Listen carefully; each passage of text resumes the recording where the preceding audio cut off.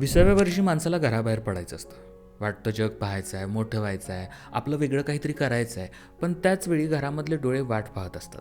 30व्या वर्षी बाहेरच्या जगाने धडा शिकवलेला असतो. थकल्यावर आईच्या हातचा गरम भात, वडिलांच्या शब्दांमधली ताकद, आपल्या माणसांची ऊब आठवायला लागते. तेच घर परत आपलंसं वाटायला लागतं. 40व्या वर्षी स्वतःचं घर बांधायचं असतं. वाटतं माझं स्वतःचं असं काहीतरी असावं. 50व्या वर्षी थोडं स्थिर झाल्यावर तेच घर मनाला शांत वाटतं. पण आता आपली माणसं आपल्यासोबत आहेत का?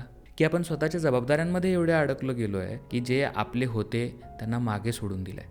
60व्या वर्षी नंतर वाटायला लागतं की शांतपणे त्याच घरात शेवटचा श्वास घ्यावा. म्हणजे काय म्हणूयात, सगळा प्रॉब्लेम घराचाच आहे का? नाही. घर म्हणजे फक्त 4 भिंती नाहीत, तर घर म्हणजे जिथे आपलेपणा असतो, जिथं प्रेम असतं, जिथं मनाला शांतता मिळते. घर किती मोठं आहे याच्यावर सुख अवलंबून नसतं, तर आपल्या माणसांसोबत राहण्यात सुख असतं. शेवटी कळतं की आपल्याला घर नाही, त्या घरातील माणसं नेहमी आपल्या सोबत हवी असतात.